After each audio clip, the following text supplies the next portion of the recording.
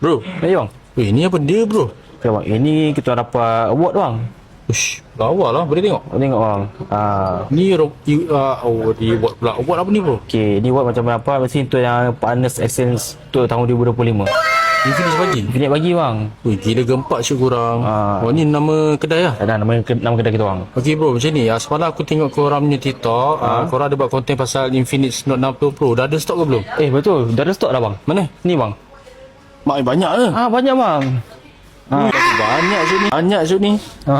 Ni semua Infinix Note 60 Pro lah. Betul bang. Ini semua Infinix Note 60 Pro yang 825 dengan 1226. Okey, kalau harga macam ni bro? Okay, kalau macam harga tu yang macam sekarang, Infinix tengah bagi harga promo tau. Okey. Okay, kalau macam tu yang 1226, harga asal adalah 1599. Okey. Okay, macam Infinix bagi rebate 200. RM200 discount. Betul. So harga dia 1399. Tu yang Itu untuk 12GB RAM? Ya betul, tu dah bagi RAM. Kalau yang 8GB RAM pula? Kalau 8GB RAM pula harga asal harga asal 1399 pun sama rebate 200, jadi 1199 je. Okey bro, macam ni bro. Nak tengok satu bro? Boleh bang.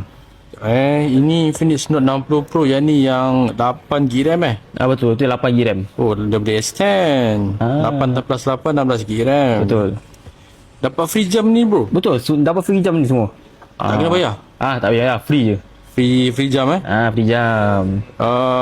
Yang harga 200 diskaun tadi tu untuk yang first sale kan? Betul, tu untuk first sale saja. Kalau first sale tu dah habis? Habis, harga akan je balik harga asal. Rugi lah kalau tak habis lah.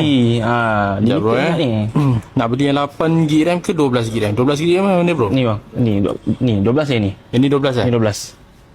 Sekejap Aku rasa aku nak beli dua lah, senang.